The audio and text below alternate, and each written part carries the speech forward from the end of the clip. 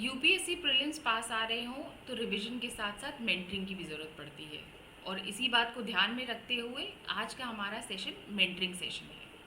Hello everyone, welcome back to my channel the IAS world. My name is Kajal Gurnani और आज हमारे साथ हमें मेंटर करेंगे, गाइड करेंगे Praveen sir. Praveen sir, I welcome you to the IAS world. Thank you, ma'am. Thank you so much for calling me on your platform. तो Praveen sir start करें उससे पहले मैं एक ब्रीफ इंट्रोडक्शन प्रवीण सर के बारे में देना चाहूँगी। He has more than 10 years of experience teaching UPSC students on pan India basis. He is ex professor, assistant professor of Delhi University. He has written several books also. उनके बहुत सारे students UPSC में select भी हुए हैं। और मुझे लगता है कि मैंने प्रवीण सर का इंट्रोडक्शन आपको बहुत अच्छे से नहीं दिया है। इसीलिए मैं चाहती हूँ, मैं प्रवीण सर से रिक्वेस्ट करूँगी प्रवीण सर कि आप स्टूडेंट्स को कुछ अपने बारे में बताएं, हमें एनलाइटन करें कि आपकी जर्नी कैसी रही। Ma'am, thank you so much for giving me this opportunity that I could interact with the student. I'll not take much time and I'll give you my brief introduction again. As of my journey for the teaching started in 2004 when I was appointed as an assistant professor at Delhi University, and I continued till 2009. And that was a very pleasant time and very much great exposure with the student youngsters, those who were preparing and were entering there in the preparation mode.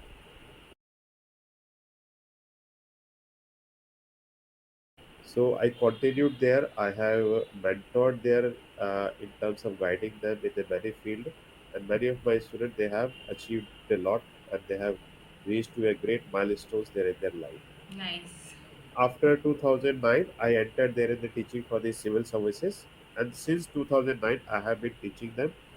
And the my students, and I would say I have been very much fortunate that my students have achieved the great success in the civil service field also. The most important, and then I will definitely recall my student Dhruv Mittal, who was selected in 2018, okay. and his rank was all India rank was 99. Okay, Dhruv And Mittal, all India Dhruv, rank 99। Okay. right, in 2018, he was in my complete mentorship. He had taken the coachings from or this great institute or the leading institutes of the Delhi. But when he came in my guidance, in my mentorship, he was very happy and finally got the selection in my mentorship. Okay, nice. Then after, in the same year, there was another student, Santosh Chaudhary, and last year I have gotten this one of the good result there, 374 rank. Sarat Nayak from Hyderabad, he is also my student. Oh nice. So in the timeline of this long experience, I have been very fortunate, and the students have been benefited by my teaching, particularly they are guiding them.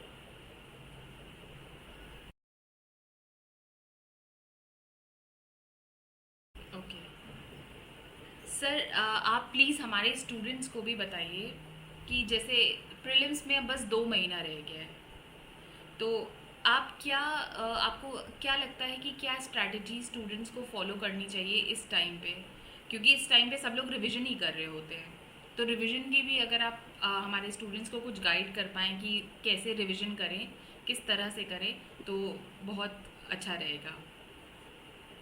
Ma'am, जैसे strategy की बात है, strategy has always been prepared at the time of beginning of the preparation, but लेकिन उस strategy का जो implementation होता है, जो एग्जीक्यूशन होता है, it comes at the end when the exam arrives. So strategy, and we can say, and also of my experience, I can say that the strategy is extremely important at the time of execution, where it has been properly implemented before the examination. That particular time is 3 months before the examination or the 2 months before the examination. तो ये वाला जो time है, तो ये time एकदम crucial time है strategy को एग्जीक्यूट करने का.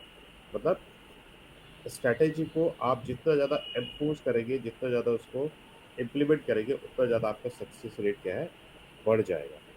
तो स्ट्रैटेजी में क्या है कि अभी ये जो टाइम है, 2 महीना रह गया है, 2 महीना से 1-2 दिन कम है. तो उसमें क्या है कि एक स्टैटिक पार्ट जो इम्पोर्टेंट होता है, जो कि रिवीजन मोड में होता है। अभी क्या है, प्रेजेंटली क्या है कि स्टूडेंट को मैं सजेस्ट करूंगा कि अभी नया कुछ नहीं पढ़े, जो आपने पढ़ा है उसको रिवाइज करें। अब वो रिवाइज किस तरीके से होगा? Revise you can go the question answer format or the test series format. But I want to appreciate your channel that you have been uploading the question answers very regularly, and I have also gone through your channel. This is very much beneficial and extremely useful for the student. Thank you And, sir.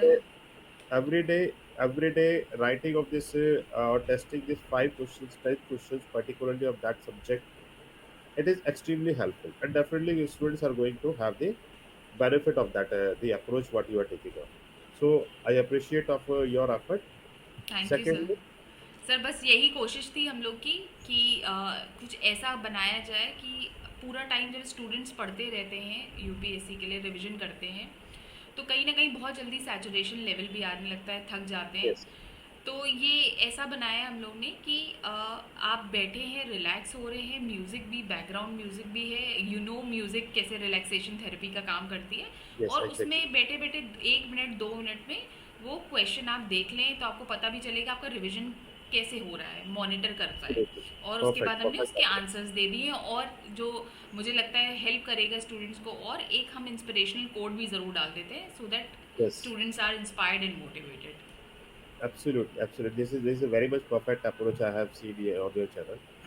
And also, this secondly, I would say that the current affair which the students are preparing, so they should give more focus on that presently. Means the time or the strategy should be divided at present time 70-30 approach. Means 70 means 70% should be focused there on the current affair, okay. and 30% should be there on the static section. Static section, that means history, geography, economy, and all. So that you can go on, but the 70% time should be devoted to the current affair. So okay. that strategy is best for the upcoming prelims examination. Okay. Okay sir, current affairs की बात हो रही है तो एक doubt हमेशा students के मन में ये रहता है कि हमें प्रीलिम से कितने समय पहले न्यूज़पेपर को पढ़ना छोड़ देना चाहिए, because it consumes a lot of time, like 1 डेढ़ घंटा लग जाता है स्टूडेंट्स को, खासकर जो पहली बार अपेयर हो रहे हैं. तो उनके मन में ये बहुत बड़ा डाउट होता है. और फिर मेंस की बात आ जाती है कि हम प्रीलिम्स में अगर 1 डेढ़ महीने का गैप कर भी देते हैं तो फिर मेंस में वो कैसे कवर करें. तो मैं चाहती हूँ आप प्लीज़ स्टूडेंट्स को इस बारे में गाइड करें कि उन्हें क्या करना चाहिए.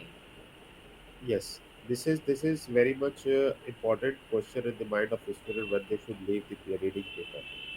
So I would suggest that as you have exam there in the 2023 20th 28th May, so you can leave the paper from 15th of April. You can take the risk of the 51 month.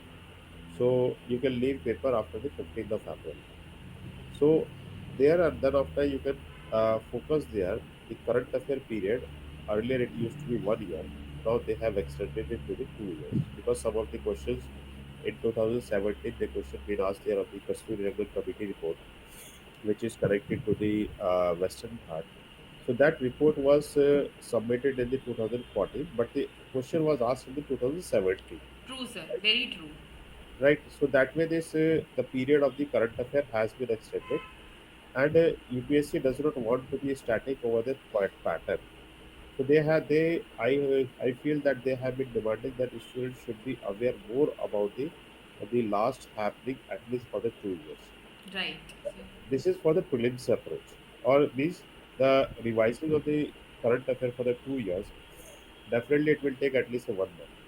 With the concrete learning of this, it will take the 1 month at least. So you should give focus more on the current affair.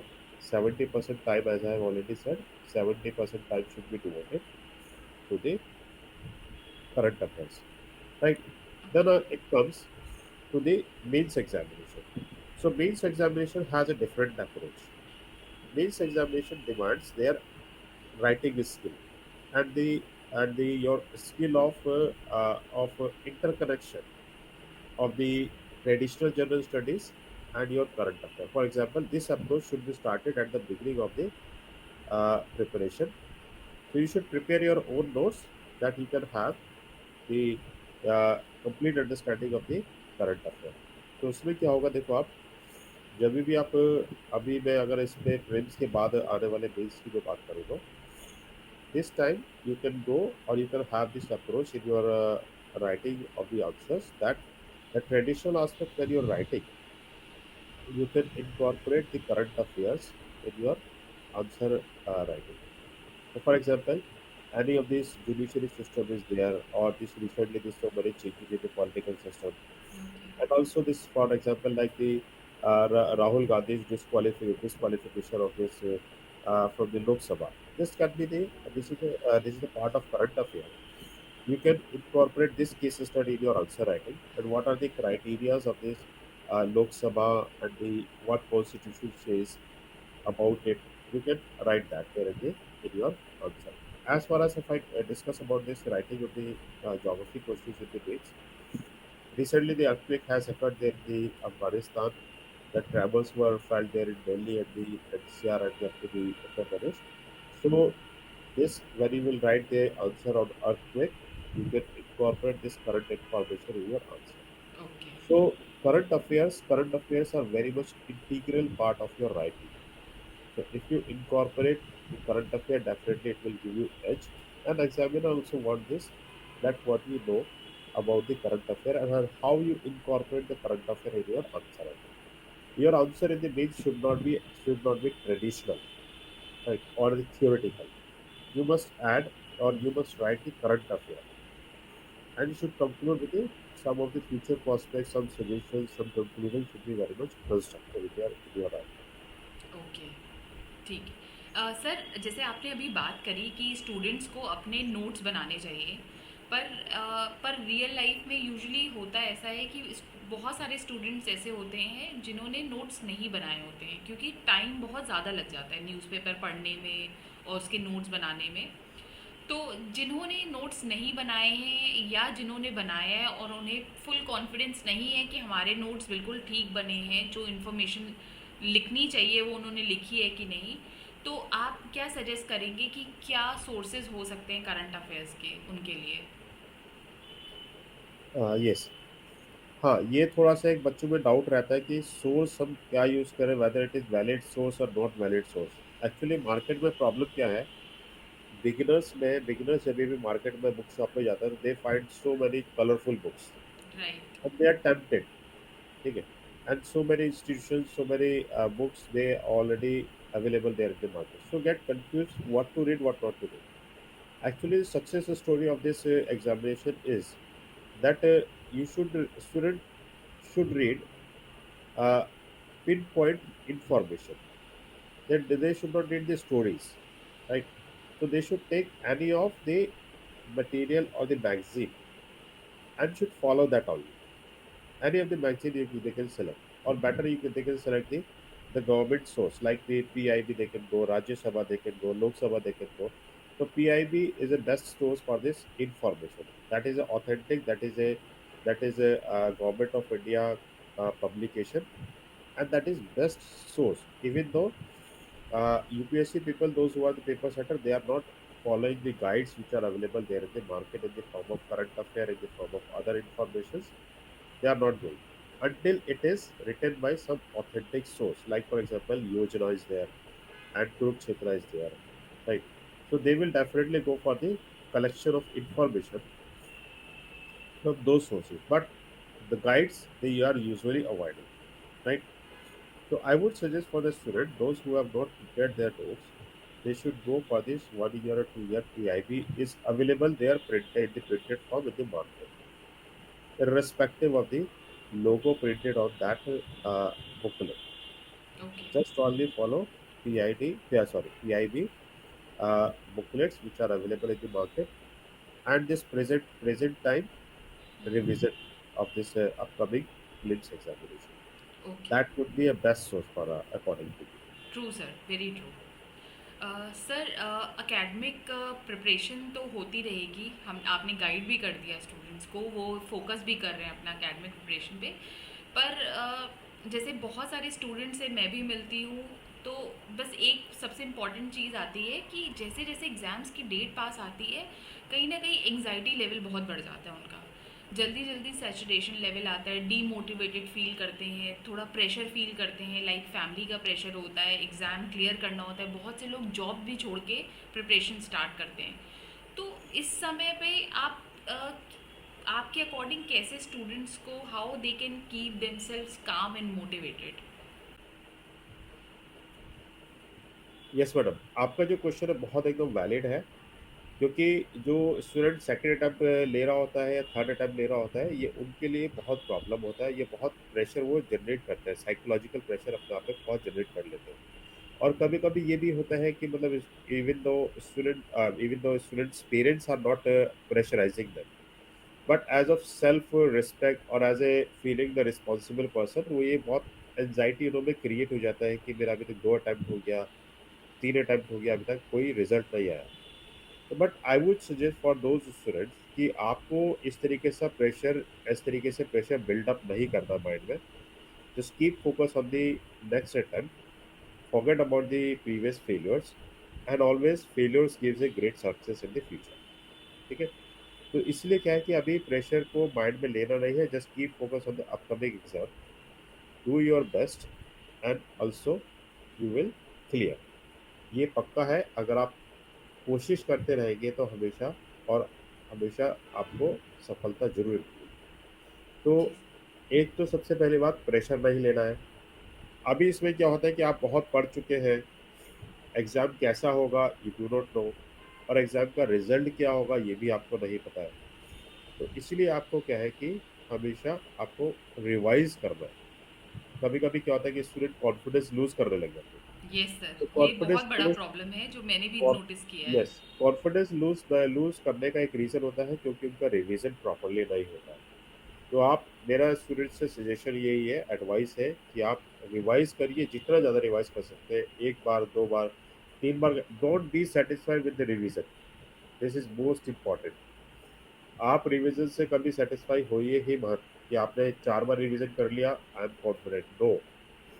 Go, if you have done 5 times, go for 6 times, if you have done 6 times, go for 7 times. जितना आप revision करेंगे उतना आपका concept और clear होगा, factual information आपका strong हो जाएगा, उतना ही आपको कॉन्फिडेंस आएगा, और आपका जो क्लियरिटी वाला चांसेस है वो जल्दी जो वो एकदम स्मूथली पूरा हो जाए, और you will reach to your destination. क्योंकि क्या होता है यूपीएससी में कभी कभी ऑप्शन जो है ना बहुत क्लोज होते हैं कि सेकंड भी करेक्ट है, थर्ड भी करेक्ट है, बी भी करेक्ट है, सी भी करेक्ट है लग रहा है। तो वो इसलिए दो ऑप्शन इसलिए लगता है क्योंकि हमारा there is a lack of revision. कभी कभी जो स्टूडेंट प्रॉपरली प्रिपेयर नहीं किए होते हैं, उनको क्या चारों ऑप्शन करेक्ट लगते हैं। वो इसलिए होता है क्योंकि there is a lack of revision, right. तो जितना आप रिवीजन करेंगे, जितना आप उसको टेस्ट सॉल्यूशन करेंगे, उतना आपके लिए बहुत अच्छा रहेगा, और आपका कॉन्फिडेंस लेवल भी बढ़ता जाएगा। अभी आपको कभी आपको ऐसा लगता है कि मतलब आप बहुत बोर हो गए हैं, आप कॉन्फिडेंस लूज हो रहा है, you can go for the walk, you can go for some entertainment like movies, और some 1 or 2 days outing, right, to relax your mind, then you can restart your journey or restart your revisions. So that is acceptable, but wasting time, this in a crucial period, it is very much risky। Right sir. Sir साथ में मैं add करना चाहूँगी कि students यहाँ Yes, पर breathing exercises और meditation भी कर सकते हैं, it will help them yes, exactly, keeping themselves calm. absolutely। Sir आप ज्योग्राफी के फैकल्टी हैं, इतने सालों से आप ज्योग्राफी पढ़ा रहे हैं। आई थिंक आप you are the most appropriate choice और कैंडिडेट टू टेल अस कि इस समय हमें ज्योग्राफी के रिवीजन के लिए क्या अप्रोच रखनी चाहिए, और इस साल प्रीलिम्स के लिए ज्योग्राफी के इम्पॉर्टेंट टॉपिक्स क्या हो सकते हैं आपके हिसाब से? हाँ, यस, जो अभी रिसेंट ट्रेंड में एग्जामिनेशन में क्या है, इवन दो यूपीएससी जो है ट्रेंड कभी फॉलो नहीं करता है, and they are always known to break the trend. Right. But since the beginning of this examination, अगर हम देखें अभी, अगर हम 10 ईयर्स 15 ईयर्स का अगर हम एक एनालिसिस पेपर देखें, not trend, it is analysis. अगर हम एनालिसिस करते हैं पेपर का, तो ज्योग्राफी में जितना भी करंट इंफॉर्मेशन है, means the places which has been there in the news, तो वहां से क्वेश्चंस पक्का आता ही आता है। जी। तो ये जो सेक्शन है, लाइक लास्ट ईयर्स में there West Asia was there in the news, तो वहाँ से क्वेश्चन आया। पहले South East Asia used to be in the news when India became the part of ASEAN. तो साउथ ईस्ट एशिया से question आया map basis पर। उसके बाद Israel Palestine West Asia was there in the news, they have asked the question from there, right. तो अगर last 2 years का अगर हम ट्रेंड देखेंगे, तो European continent has been very much there in the news. So we can focus there on the map locations, cities at the time of Ukraine-Russia war has been there in the news. So okay. we can go for the location of those areas, right? And also the G20 meet has happened there in India. So we can go for the countries of the this member of the G20. Okay. और उसके बाद में बहुत सारा एक geographical incident events भी हुआ है, और disasters we can say it has happened there in the very places there in the world. तो उनके बेसिस पर we can go for the mapping, because mapping is very much crucial. True. And also whatever the disaster the geographical event has happened there in the world in different locations. So on the basis of that conceptually impact and effect, we can go for this conceptual development with the application there in different part of the world. So that is another approach. And otherwise, the geography concept one is studied, it remains always there in the mind. This is absolutely conceptual. So upcoming examination or the upcoming prelims, I would suggest definitely this must go for the revision of the map. But लेकिन मेरा experience में मेरा को बहुत सारे बच्चों का एक कॉल आता है, मैसेजेस आते हैं कि sir mapping is very difficult and it is very much tedious work to learn the mapping. देखिए मैपिंग कभी भी एक दिन में नहीं हो सकता है।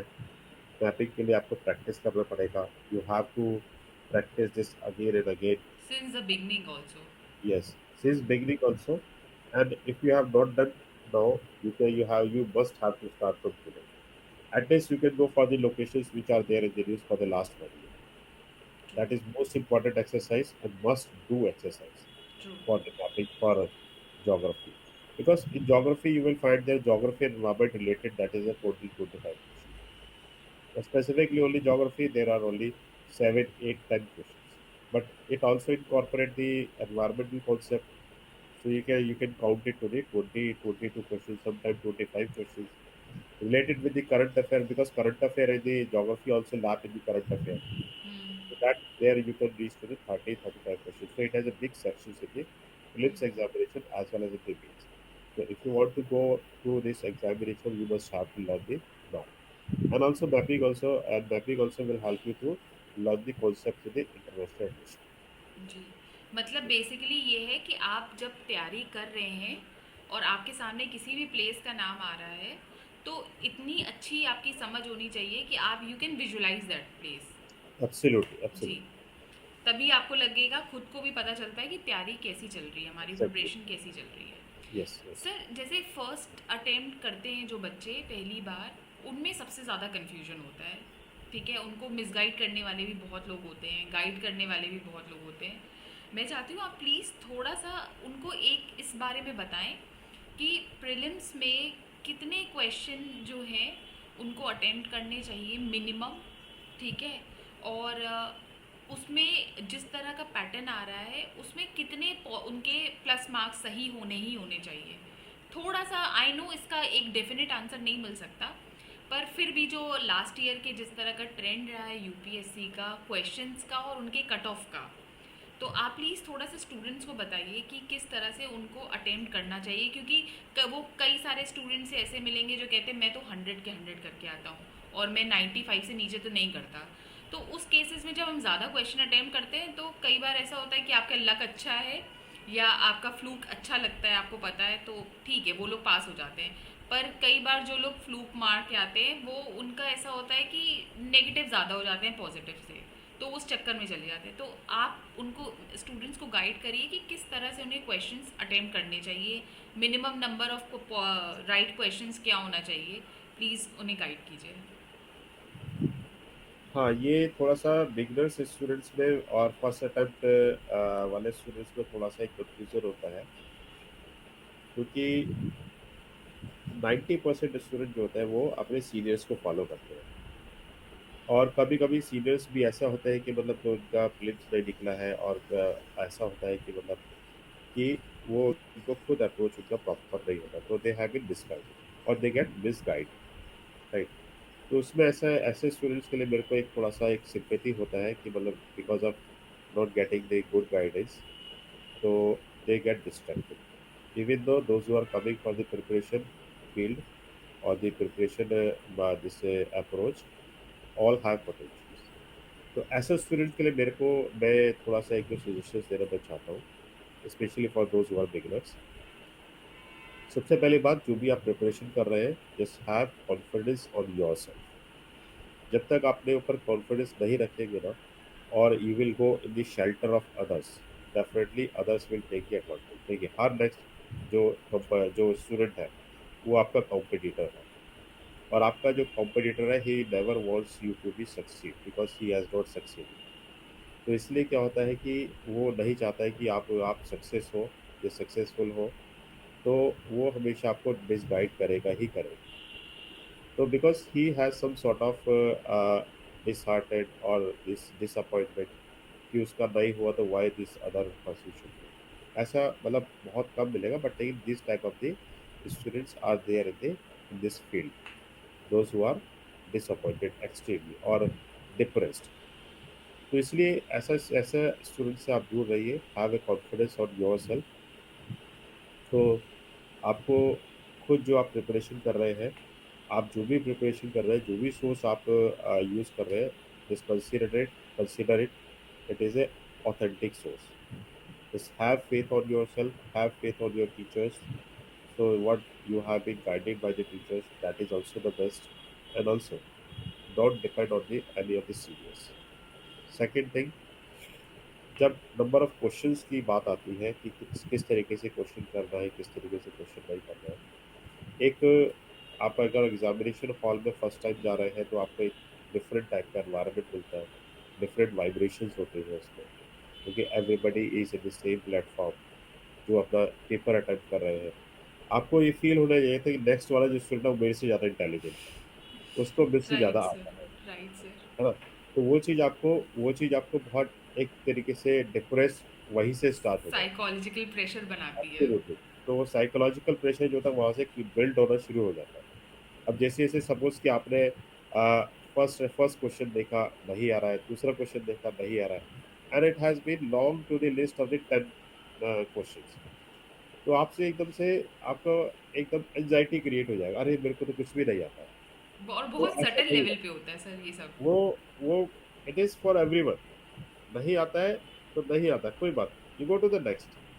और एक चीज़ और है यूपीएससी के अंदर, there out of the 100 questions, देखो यूपीएससी का जो सिलेबस है वो आपका थोड़ा डिफाइंड भी है और नॉट डिफाइंड भी है। तो प्रीलिम्स वाले सेक्शन में कि आपको 60 आउट ऑफ 100 क्वेश्चन, 60 क्वेश्चंस ऐसा होता है, और at least if I go to the minimum level 50 questions ऐसा होता है जो एवरेज लेवल का होता है, मतलब कि जो आपने रिवाइज किया है और वो आपको आता भी है, बट लेकिन वो where it is like in the sequence. अगर आपके 10 क्वेश्चन नहीं आ रहे हैं, तो you will become so much excited कि मतलब नहीं आ रहा मुझको। आपका साइकोलॉजिकल प्रेशर हो जाएगा, नहीं आ रहा है तो मुझे क्या होगा, मेरा क्या होगा। और आप पड़ोस वाले को देख रहे हो कि उसका वो आ रहा है, उसको आ रहा है, वो अपना मार्क कर रहा है। तो लेकिन उसमें वाली सिचुएशन में आपको सिर्फ you have to focus on yourself कि आप नेक्स्ट क्वेश्चन पे आप जा, जब तक आपको आपका कोई ना कोई सेक्शन ऐसा होगा जो आपको बहुत अच्छा होगा। जैसे हिस्ट्री आपका अच्छा हो सकता है, पॉलिटी आपका अच्छा हो सकता है, ज्योग्राफी अच्छा हो सकता है, इकोनॉमी अच्छा हो सकता है, करंट अफेयर अच्छा हो सकता है। तो उसी सेक्शन में से 20 क्वेश्चन, 25 क्वेश्चन आपको इनकॉर्पोरेटेड आपको आराम से मिल जाएगा, और आप आराम से इजी क्वेश्चन में 50 क्वेश्चन तक आप आराम से पहुंच जाएंगे। That is the first round of the solution और solving the paper. Second round में आपको देखिए जो आपको 50-50% आता है, मतलब कि आपको पर लग रहा है कि दो ऑप्शन करेक्ट है। अब दो ऑप्शन करेक्ट करेक्ट में से आपको एलिमिनेशन मेथड एक होता है, और एक होता है कि हाँ, एक कॉन्सेप्चुअल मेथड होता है। आप उसको थोड़ा सा कॉन्सेप्ट अप्लाई करेंगे तो you will reach to the answer. तो इसलिए most important is having the patience. आप कितने क्वेश्चन अटेम्प्ट करें। देखिए, अटेम्प्ट करने के लिए आप 100 भी कर सकते हैं, अगर आपको आता है तो आपको 200 मार्क्स मिलेगा, राइट। अटेम्प्ट करने के लिए अगर यूपीएससी का अगर हम लिस्ट देखें, स्केल आउट देखें, तो 98 100 मार्क्स तक वो जाता है। जनरल कैटेगरी का मैं बात कर रहा हूँ। रिजर्व कैटेगरी में और नीचे होता है 70 65 ऐसा भी होता है, but I am calling it this unreserve category, general category. तो उसमें 98 टू 100 हम उसको स्केल ले सकते हैं कि यूपीएससी जो उसको लास्टली उसको लेके जाता है। और सिलेक्शन मोड। तो but you do not have to at the margin. Suppose किसी टाइम में कुछ थोड़ा इजी पेपर आ गया, वो लिस्ट ऊपर चला जाएगा और द स्केलिंग ऊपर चला जाएगा। तो आपको क्या करना है कि you have to keep yourself in the safe mode. तो आप 105 और 110 के स्केल के बीच में आप अपने आप को लेकर आइए। लेकिन उस स्कोर के। स्केल पर, यस, 105 टू 110 के स्केल में लेकर आइए, keep yourself in that scale, कि आपको इतने कोई नंबर ऑफ क्वेश्चंस आपका होना चाहिए कि आपको इतने स्केल में आ जाए। अब उसके लिए आपको आपको 100 आपको 55 60 का 60 क्वेश्चंस आपके करेक्ट होने चाहिए, राइट। तो ये जो करेक्शन वाला मोड है, आप फर्स्ट राउंड में जब सॉल्यूशन करेंगे तो आपको अपने आप पता लग जाएगा कि आप 50 कर रहे हैं, 60 कर रहे हैं। सेकंड वाला मोड जो आएगा, ये सेकंड राउंड है, सॉल्यूशन आएगा, उसमें आपको 10-12 क्वेश्चंस ऐसा मिलेगा जिसमें आपको कंफ्यूजन है। आप थोड़ा सा कॉन्सेप्ट अप्लाई करेंगे, वो आपको हो जाएगा। और 10 क्वेश्चंस ऐसा होता है यूपीएससी में जो कहीं से कोई हवा ही नहीं रखता। So people do not know that from where section this the question has been asked. Even if you ask the experts, if you ask me some questions there in the UPSC question paper, it will be beyond the reach, right? Even beyond the reach of the teachers. If all the questions, तो बहुत सारा 2-3 questions या 10 question का range मैं इसको लेता हूँ, वो ट्रू। उसको आप ले सकते हो, उसको आप you can skip complete. True sir. नहीं आ रहा है, नहीं पता है, उसको छोड़ दीजिए, रिस्क लेने से कोई फायदा नहीं है। आपको नेगेटिव मार्किंग हो जाएगा। सपोज पर आपका 10 में से 4 सही हो गया, 3 सही हो गया, 7 गलत हो गया, तो that is a absolute negative. ठीक है, तो उसको आई वुड सजेस्ट कि उसको आप छोड़ ही दीजिए, उसके ऊपर आप डोंट प्ले ऑन दैट। बाकी जो आपको आता है, जिसको आपको 50-50% है कि हाँ मेरे को आता है, नहीं आता, तो वो आपका सोल्यूशन हो जाएगा। तो I would suggest 60 questions you should be very much clear and very much this correct. अब वो 60 मार्क्स लाने के लिए आप कितना रिस्क लेना है, 95 अटेम्प्ट करना है, 96 अटेम्प्ट करना है, this is up to you, right. But don't go for this 100 attempting, because 10 questions are very risk. Third approach है कि आपका जो सॉल्यूशन और जो क्वेश्चन जो गलत होता है स्टूडेंट का, वो होता है ह्यूमन एरर। ह्यूमन एरर में there are 5 question. I take this scale of the 5 question, कम से कम 5 क्वेश्चन आपका जो है वो ह्यूमन एरर से गलत होता है। ह्यूमन एरर क्या होता है कि आपको पता था ऑप्शन बी है, लेकिन आप ओएमआर शीट पे मार्क कर रहे हैं सी। आपको पता था ऑप्शन सी है, आप मार्क कर रहे हैं बी, क्यों? बिकॉज आपको साइकोलॉजिकल प्रेशर बहुत ज़्यादा है। तो वो आप 5 क्वेश्चन को उसको कवर अप कर लेंगे ह्यूमन एरर से, तो आपका 10 मार्क्स ऑलरेडी बढ़ जाएगा। तो ये सब छोटा-छोटा 2-3 चीज़ें हैं जो कि आपको माइंड में रखना है। एक तो बहुत ज़्यादा साइकोलॉजिकल प्रेशर क्रिएट नहीं करना। अगर डिफिकल्ट क्वेश्चन है, पेपर डिफिकल्ट है, तो सभी के लिए है। You are not unique and this question is not framed for the some special person, right? If difficulty level is high, तो दिस इज़ फॉर एवरीवन। जिसके लिए भी उसमें डाउट होगा। ईज़ी है तो सबके लिए ईज़ी है। तो you are on the equal platform with the others. So don't get psychological pressure, go for the good preparation, okay. Right? Right. और सर जैसे आपने ह्यूमन एरर की बात करी, बहुत सारे स्टूडेंट्स ना वो जल्दी जल्दी क्वेश्चंस पढ़ते हैं तो नॉट वाला मिस कर देते हैं, करेक्ट इनकरेक्ट वाला मिस कर देते हैं, तो उसमें भी आंसर गलत हो जाता है। तो मुझे लगता है एब्सोल्यूट, इसकी बहुत ज़्यादा ज़रूरत है प्रैक्टिस करने की। आप यस, ज़्यादा से ज़्यादा टेस्ट पेपर अटेम्प्ट करिए, क्वेश्चंस को अच्छे से पढ़िए, खासकर नॉट और करेक्ट इनकरेक्ट वालों को, ताकि एब्सोल्यूट, ये जो पॉसिबिलिटी है क्वेश्चन गलत होने की, आंसर गलत मार्क करके आने की, ये बिल्कुल मिनिमाइज हो जाए, ये चली एब्सोल्यूट। जाए।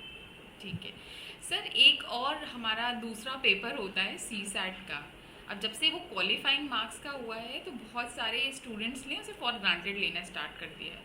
पर क्या होता है कि देखा गया है कि वो फॉर ग्रांटेड जो पेपर लेते थे हम, जैसे सी सैट को क्वालिफाइंग मार्क्स होने के बाद, क्या हुआ कि यूपीएससी कभी कभार ना उसे बहुत ज़्यादा डिफिकल्ट बना देता है कि पास मार्क्स लाना भी मुश्किल हो जाता है। यस, यस, ठीक यस, है, कई बार तो ठीक ठाक आ जाता है पेपर, और अभी उन्होंने लेवल ऑफ क्वेश्चन जो है वो भी डिफ़िकल्ट कर दिया है, रीजनिंग के क्वेश्चंस भी डिफ़िकल्ट हो गए। तो सर आप क्या स्टूडेंट्स को एडवाइस करना चाहेंगे, लाइक 2 महीने बचे हैं, इस समय पे वो सी सेट को कैसे देख सकते हैं? हाँ, यस मैडम। तो सीसेट वाला जो सेक्शन है, बच्चे क्या करते हैं कि इसको बहुत लाइटली ले लेते हैं, क्योंकि यूपीएससी ने इसको खुद ही डिफाइन किया कि ये क्वालिफाइंग है। तो क्वालिफाइंग का मतलब होता है स्टूडेंट बहुत इसको लाइटली लेता है कि ये तो क्वालिफाइंग है, हो जाएगा। बट लेकिन जो क्वालिफाइंग होता है, qualifying becomes more important than the main paper general of general studies. क्योंकि अगर आपका सीसेट ही क्वालिफाइड नहीं हुआ तो जनरल स्टडीज का पेपर आपका चेक ही नहीं होगा। तो it has a I would say it has a more weightage than the main paper. Main paper definitely important है, बट सीसेट भी आपका उतना ही इंपॉर्टेंट है जितना आपका जनरल स्टडीज का मेन पेपर है। तो सीसेट में एक्चुअली क्या है कि जहाँ तक मैंने एनालिसिस किया है प्रीवियस ईयर से, ये यूपीएससी का ऑब्जेक्टिव ही ये है कि इसको थोड़ा सा टफ बनाया जाए, ताकि लो स्टूडेंट्स में बैलेंस हो।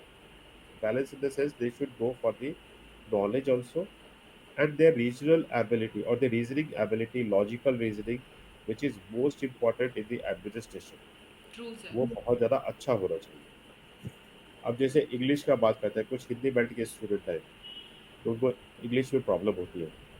तो वो जो अभी यूपीएससी का जो एक्सपेक्टेशन है that very you will go for the represent India, तो आपको एटलीस्ट थोड़ा बेसिक इंग्लिश और थोड़ा सा इंग्लिश आपको आना चाहिए। तो उसका सी सेट का पर्पस यही है।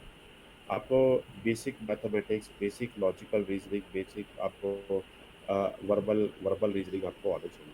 ट्रू। तो ये सभी मेंटल एबिलिटी को, मेंटल स्टैंड को आपको दिखाता है।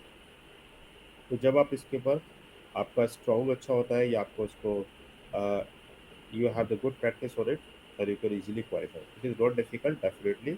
You can give the 70 to 30% time of the CSET and your rest of the preparation of the general studies. जी So this is, I would suggest it is equally important to the general studies. Okay sir, one last question.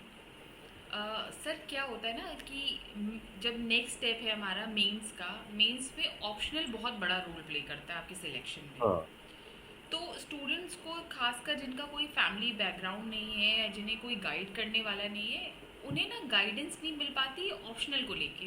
तो बहुत ज़्यादा confusion रहता है कि like what optional they should select, और उनको advice क्या मिलती है कि जैसे आप जिस सब्जेक्ट में सबसे ज़्यादा कंफर्टेबल हो।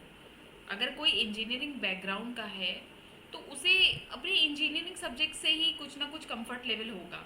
जो ह्यूमैनिटीज़ के सब्जेक्ट है उससे उसे पता ही नहीं होगा ज़्यादातर। हमने जो हिस्ट्री पढ़ी थी क्लास स्कूल में, उसकी अप्रोच बहुत डिफरेंट थी यूपीएससी से। ठीक है।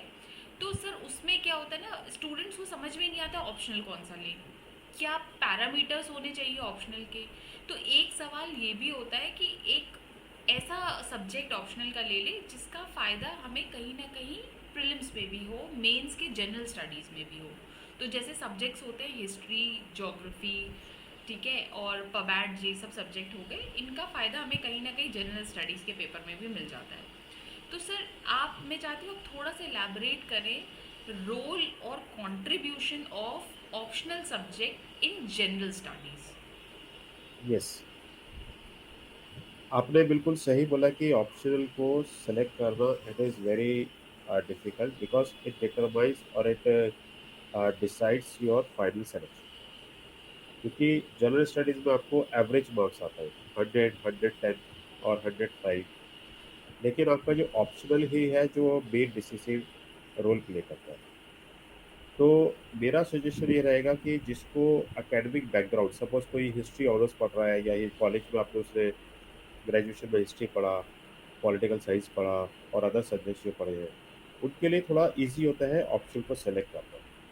लेकिन जिन लोगों ने, जिन स्टूडेंट्स ने ये, और पर्टिकुलरली इंजीनियरिंग स्टूडेंट्स जो होते हैं, उनके लिए ऑप्शनल को सेलेक्ट करना बहुत एक डिफिकल्ट टास्क हो जाता है।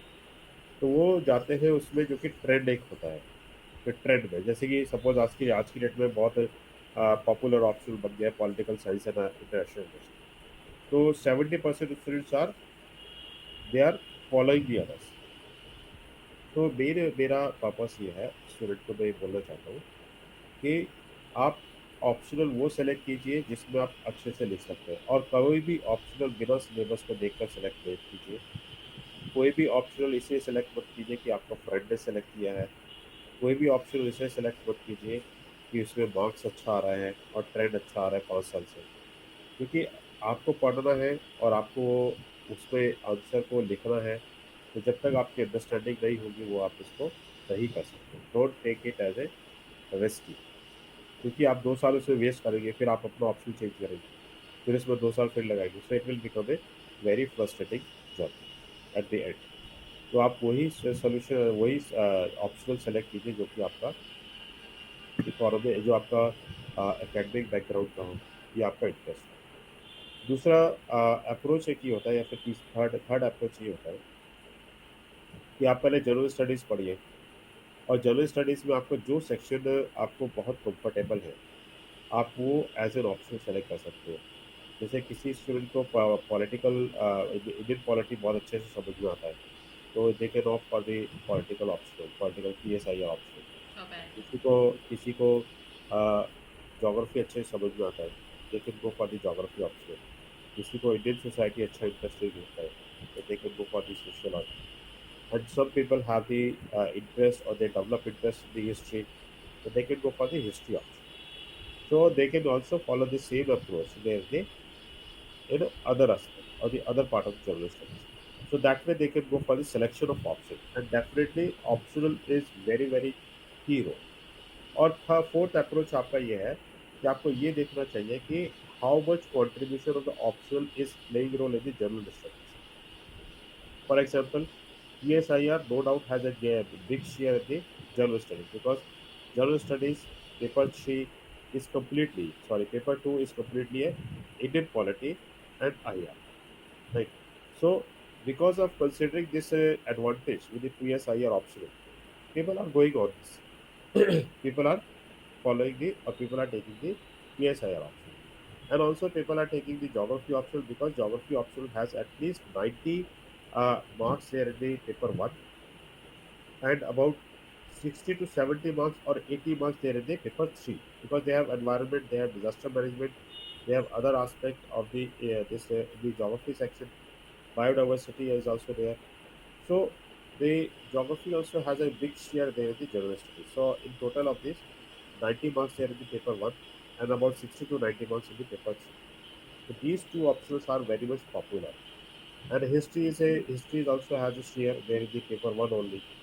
So PSIR and geography are mainly, and today it is a very very popular option in the present competitive trend.